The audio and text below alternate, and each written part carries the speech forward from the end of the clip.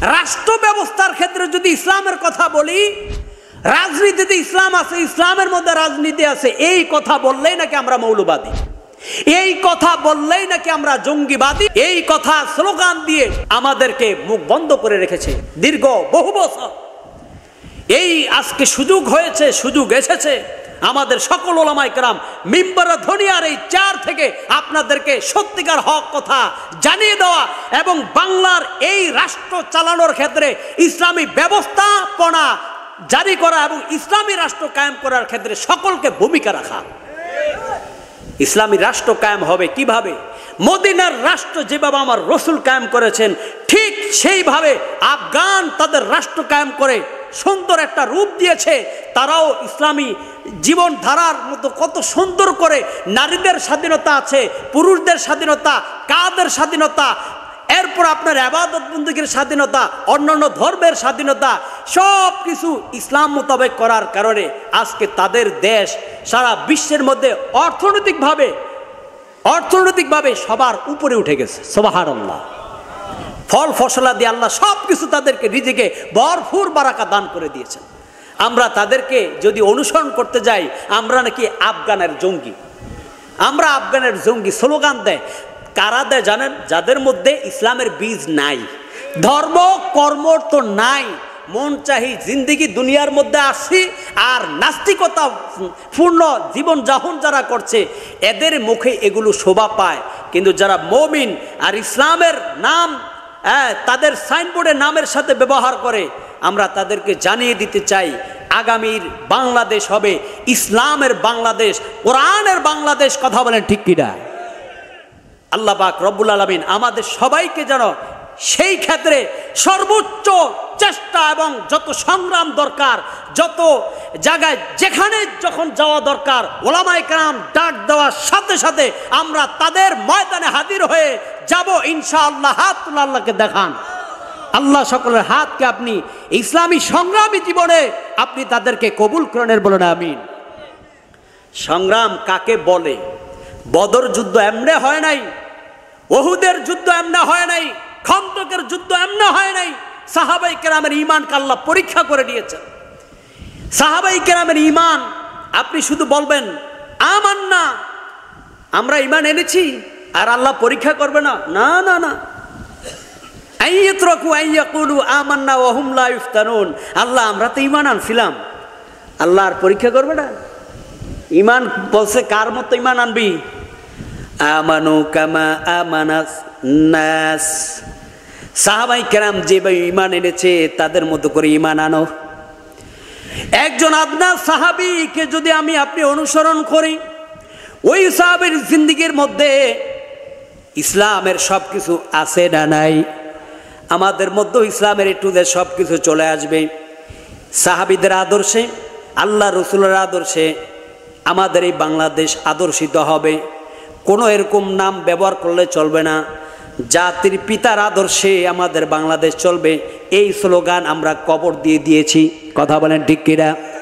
এখন আমাদের বাংলাদেশ চলবে ইসলামের আদর্শে, রসুলের আদর্শে, জাতির পিতা ইব্রাহিম আলাইহিস সালামের আদর্শে আমাদের এই বাংলার জমিন কায়েম হবে ইনশাআল্লাহ।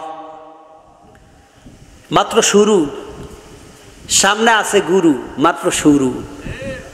এখন হাঁটু মাইক পানিতে নামছি, গলা মাথাও ভিজাইতে হবে ইসলামের জন্য। পারবো না ইনশাআল্লাহ?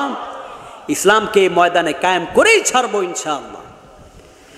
আল্লাহ বলেন মুখ ফিরে আনিস কোরআন আর হাদিস থেকে, ফাউলাইকা হুমুজ জালিমুন।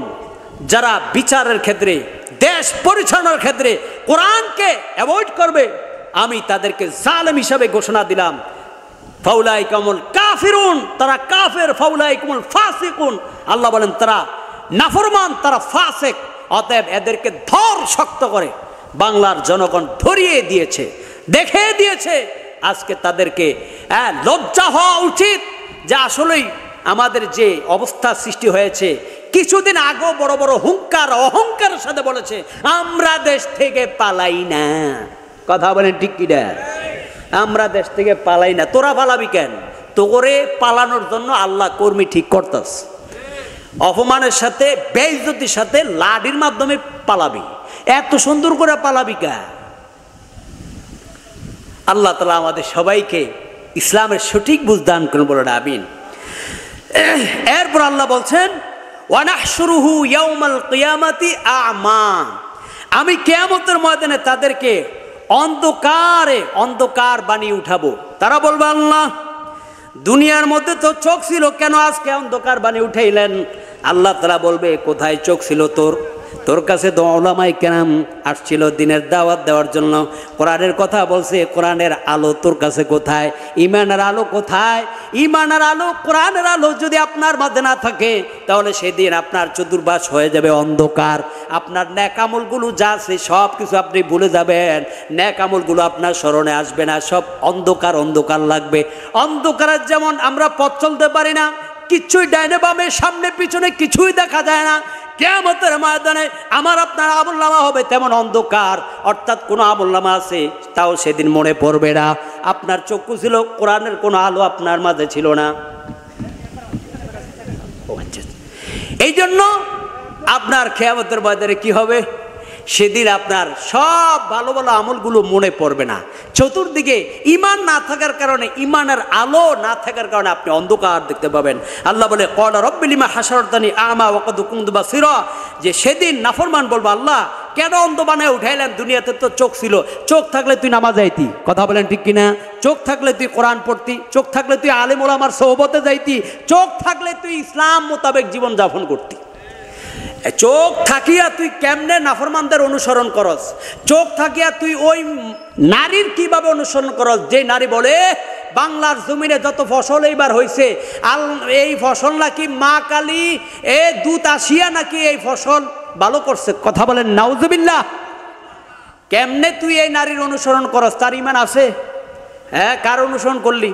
কার শপথ, কার সাপোর্ট খাইলি? যে জালেমরা আল্লাহ ভালোবাসে না, তুই ওই জালেমের অনুসরণ করলি, আল্লাহ তোরে জালেমদের কাতারে নাম লেখায় দিস। যাই হোক, আলোচনা করতে গিয়ে আরও আলোচনা দরকার ছিল, আমরা মাত্র সংক্ষিপ্ত বলেছিলাম যে তাফসীর করব। আল্লাহ পাক রব্বুল আলামিন আমরা এই পর্যন্ত আল্লাহর স্মরণের ক্ষেত্রে যে যে আলোচনাগুলো করলাম আমাদের সকলকে এক ও এক হয়ে ঈমান ও আমলের জিন্দেগি দান করুন, সকল বলেন আমিন। নামাজের পরে রেজওয়ান রফিকি সাবুদুর, আরিফ জব্বার সাহেব এবং আরিফ বিন হাবিব সাবুদুর সকলে আসবেন। সকলেই তো আমাদের সেরে তাজ, সকলে খুব ভালো ভালো আলোচনা করেন। তাদের আলোচনা থেকে যেন আমরা সকলে উপকৃত হয়ে আমরা যেন বাকি জীবন আমলের সাথে চলতে পারি। আল্লাহ পাক রব্বুল আলামিন তৌফিক দান করুন, বলেন আমিন। ওয়া আখিরু দাওয়ানা আলহামদুলিল্লাহি রাব্বিল আলামিন। মাশাআল্লাহ।